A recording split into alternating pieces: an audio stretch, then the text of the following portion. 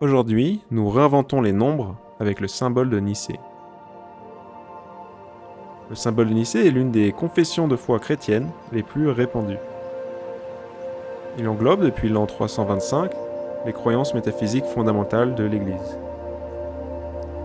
Qu'est-ce que Dieu? Qu'est-ce que le bien? Que se passe-t-il après la mort? Nous allons utiliser les entités et les relations que nous trouvons dans le symbole de Nicée pour modéliser les nombres. La définition logique des nombres se trouvera étendue à la fois géométriquement et théologiquement. Alors que le langage habituel des nombres est basé sur la syntaxe logico-mathématique, le nôtre sera également basé sur la syntaxe hémotélique et la syntaxe espace-temps-objet. Passons maintenant en revue chacune des 10 confessions du symbole de Nicée.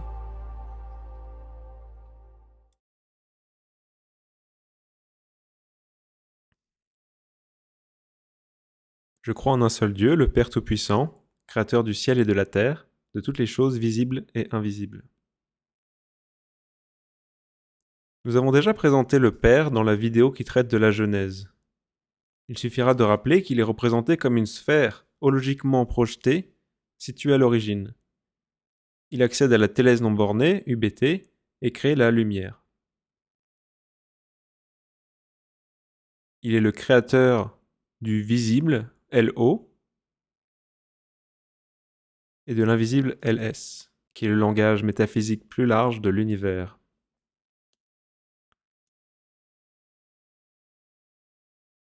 Dans notre contexte, nous pouvons également interpréter le visible comme les nombres réels et l'invisible comme les nombres complexes.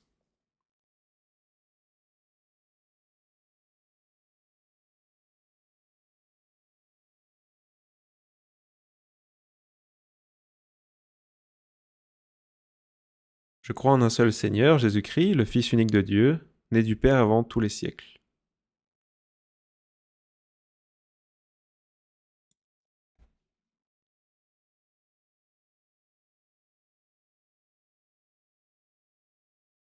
Ici, nous avons un segment de lumière qui apparaît sur l'écran. Il flotte sur l'arrière-plan de la télèse non bornée UBT, comme le fait le Père dans la Genèse. Le segment de lumière est antérieur à tous les âges, ce que nous notons comme petit t égale 0.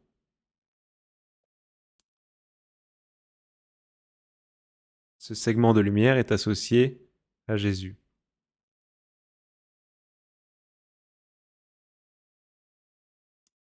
Tout d'abord, avant tous les âges, l'espace n'est pas défini, de sorte que Jésus n'est pas lié à un segment d'espace au sein d'un espace plus grand. Il est lié à l'unité d'espace elle-même, portant elle-même l'extension et la lumière jaune divine en elle. Pourquoi Jésus serait-il représenté comme un espace unité jaune? Selon le modèle théorique cognitif de l'univers, ou CTMU, la réalité s'identifie elle-même en maximisant un paramètre d'autosélection upsilon. Ce processus global s'autodistribue à travers des syntacteurs locaux, comme nous par exemple, qui ont la possibilité de reconnaître et d'augmenter l'utilité généralisée. La foi chrétienne professe que, depuis le commencement, le bien localement exécutable par les syntacteurs a été maximisé par le Christ, le Fils unique de Dieu. Le Christ étant à la fois global par sa personne de la Trinité et local par sa forme humaine, a quantifié et maximisé le bien que les créatures locales peuvent espérer atteindre. Sous cette perspective, l'unité de lumière et d'espace se réfère au Christ en tant que le quantum de lumière originel par lequel Dieu réalise localement sa propre bonté.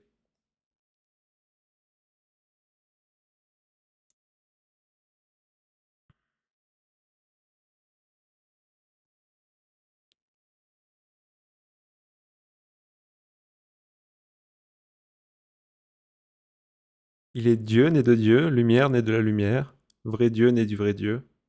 engendré non pas créé, consubstantiel au Père, et par lui tout a été fait.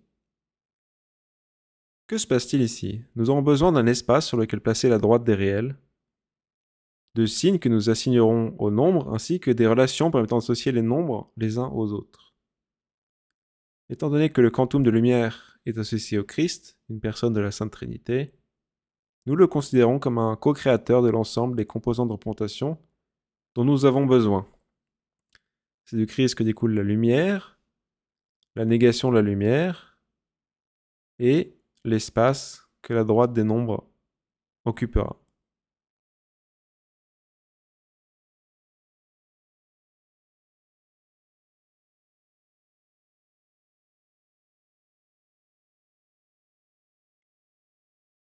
En particulier, chaque nombre sur la droite sera principalement identifié sur la base de sa relation multiplicative à l'unité.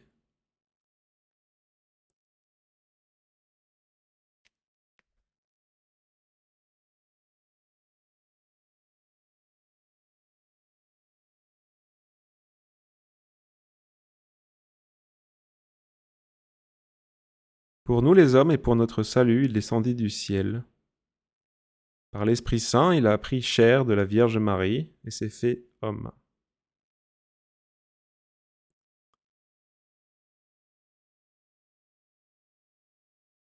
Jésus quitte sa forme métaphysique dans LS à t égale 0 et prend chair dans LO à t égale 1.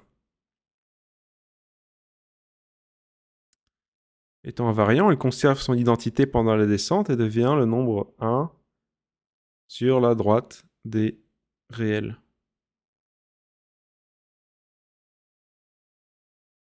Jésus, en tant que personne de la Trinité, a entièrement créé la droite et s'y est injecté.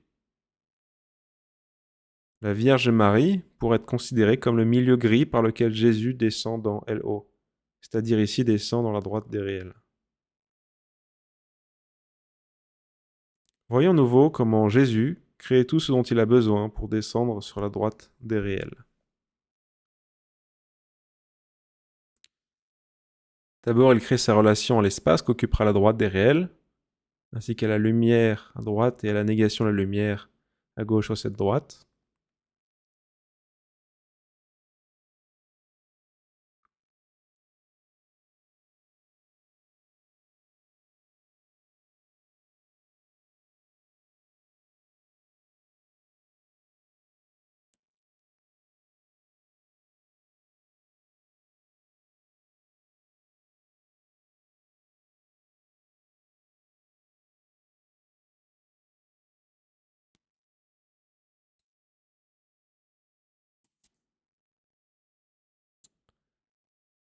Puis il descend à travers la Vierge Marie jusqu'à la droite qu'il a créée.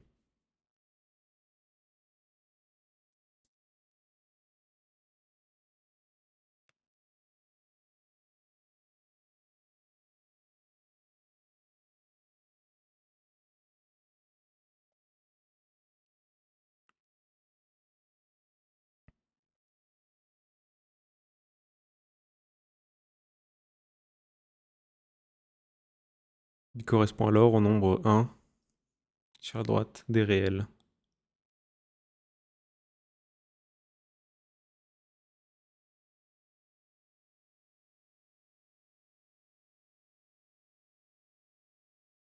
Crucifié pour nous sous Ponce Pilate, il souffrit sa passion et fut mis au tombeau.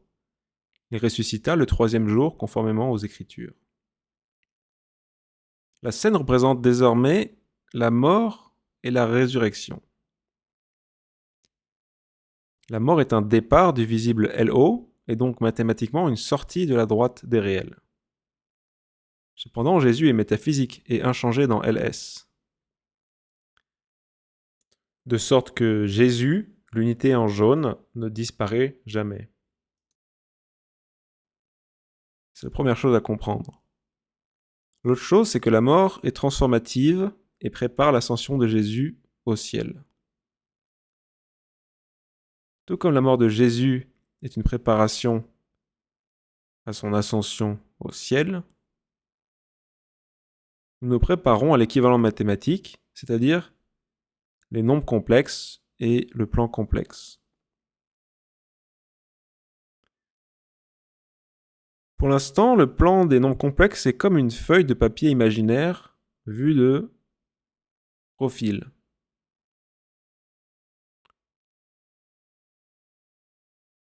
Il est orthogonal ou perpendiculaire à la scène. La droite LO en blanc est comme le côté de cette feuille de papier imaginaire, infinie, que nous voulons amener pleinement dans la scène. Pour voir le plan des nombres complexes, il faut que la feuille de papier soit vue non pas de profil, mais de haut. Nous devons donc faire tourner la scène autour de l'axe de la droite des réels. L'unité descendante pivote vers l'observateur, restant toujours visible au-dessus de cette feuille de papier imaginaire, feuille qui tourne en même temps et devient vue d'en haut. Regardons tout ça.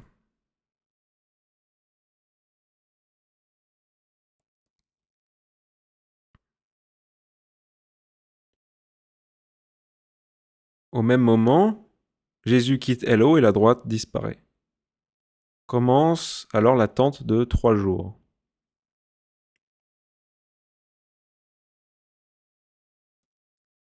La scène se rapproche de Jésus. Le Père circule autour de Jésus, traçant une courbe ascendante pendant les 3 cycles de nuit et de jour, ce qui correspond à l'attente avant la résurrection. Premier jour.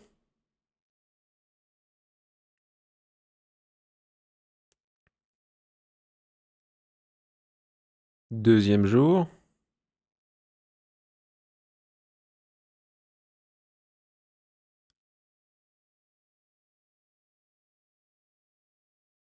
Et troisième jour.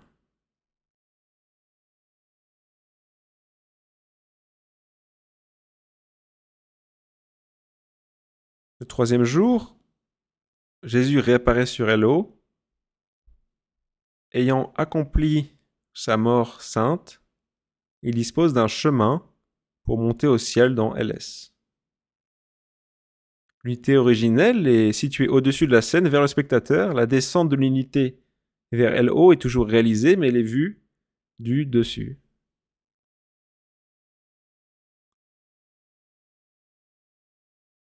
Et il monta au ciel.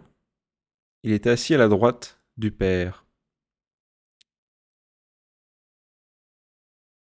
L'onde du Christ s'apprête à monter au ciel, à descendre au ciel inférieur et puis à revenir au ciel supérieur, où Jésus est assis à la droite du Père dans LS.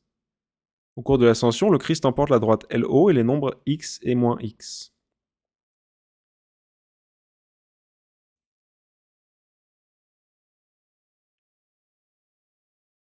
L'ascension a lieu.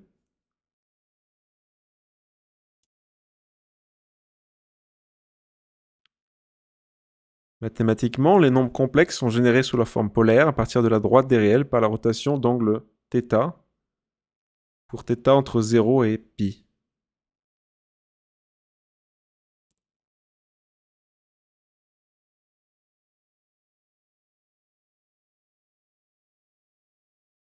À mi-parcours, l'onde passe par la droite des nombres imaginaires.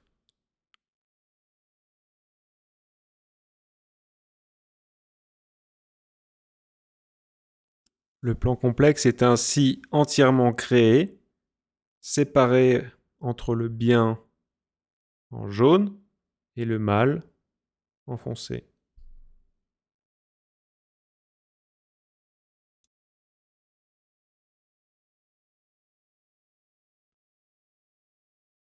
La montée du Christ vers le ciel se superpose au sommet d'une croix.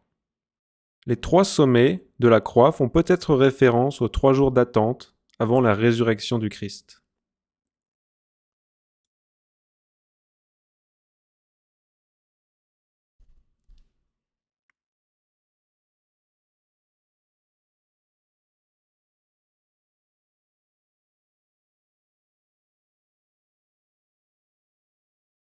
Il reviendra dans la gloire pour juger les vivants et les morts, et son règne n'aura pas de fin.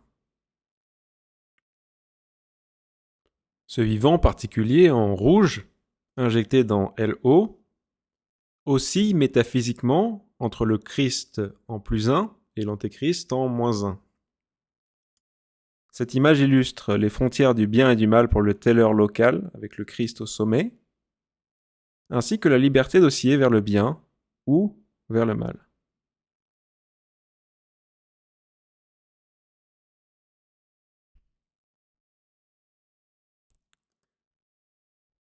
Ce teller local termine ici son chemin vers le Christ.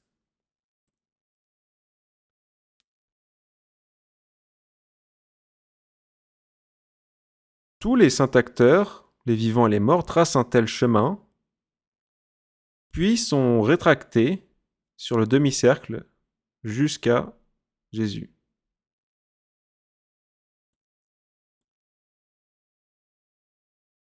Ici, Jésus juge la relation entre le teller et le Père.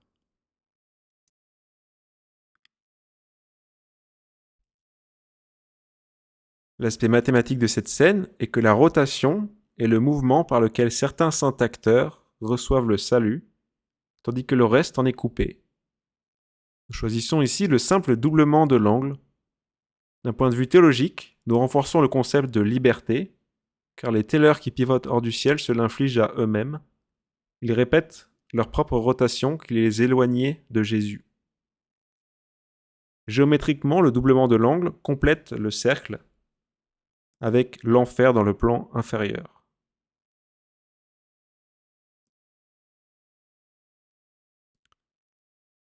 Les implications en ce qui concerne le salut sont que les contributions téléologiquement positives restent positivement connectées au Père en jaune, tandis que les tellers opposés au Christ sont rejetés dans l'ombre. Les implications sont donc la grâce de Dieu pour toutes les contributions téléologiques positives.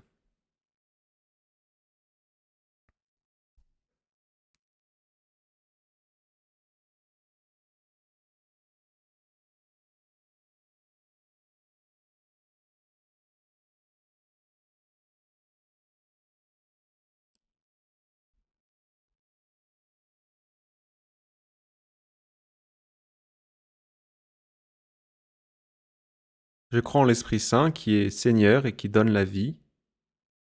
Il procède du Père et du Fils.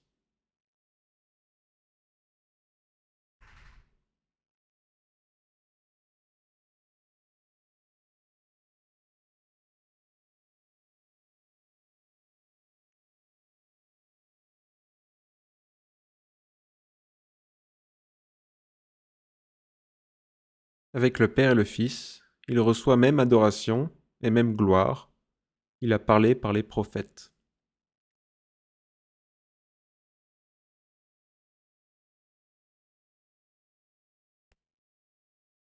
L'Esprit Saint concerne l'éternel façonnement du monde selon la volonté de Dieu.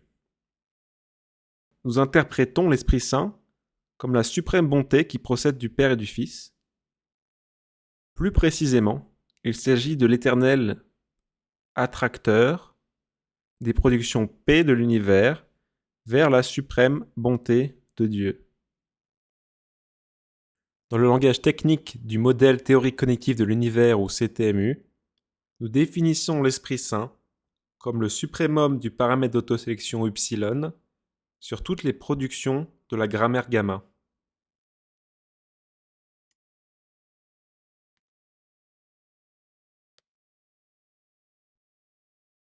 Pour visualiser mathématiquement la suprême bonté de Dieu, nous devons sortir du plan complexe et le regarder dans son ensemble. Nous utilisons une transformation polaire des nombres complexes par laquelle tous les rayons petit r sont transformés par arctane, la réciproque de la fonction tangente. Grâce à ce changement d'échelle, l'ensemble du plan complexe est visible à l'intérieur d'un cercle donné. Sous cette perspective, on peut observer l'arrière-plan de la télèse non bornée ou UBT à l'extérieur de l'univers. L'Esprit Saint apparaît à droite comme le processus de la suprême bonté de Dieu.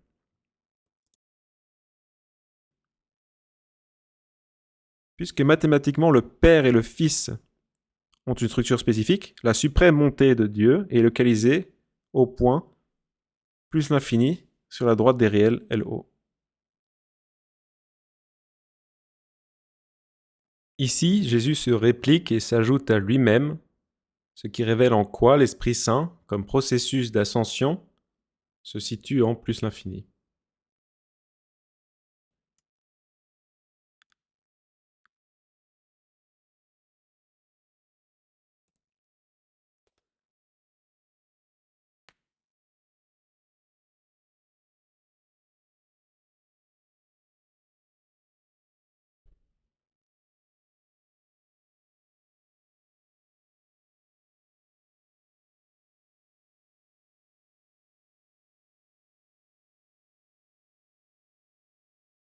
Je crois en l'Église, une, sainte, catholique et apostolique.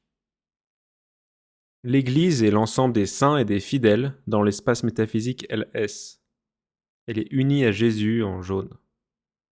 Les rayons de lumière allant du Père aux fidèles sont artistiquement prolongés pour présenter l'Église comme un sublime lever de soleil dans le sombre chaos de la Télèse non bornée, ou UBT.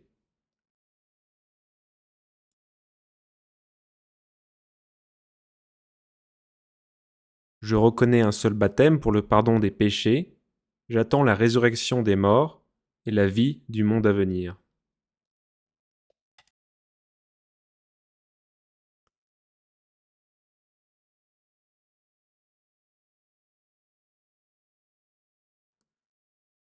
Alors que le monde à venir se construit, peut-être en dehors de cet univers, les êtres faits de lumière et ayant conservé leur relation au Père sont rétractés vers le Père.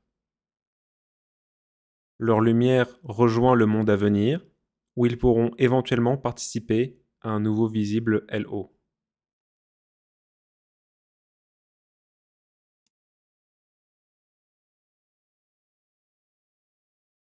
Amen. Nous avons présenté l'essentiel de la correspondance entre les nombres et le symbole de Nicée. N'hésitez pas à regarder la vidéo sans les commentaires explicatifs pour l'apprécier dans son ensemble. Pensez à aimer le contenu et à vous abonner, car ça peut faire une grande différence. Merci.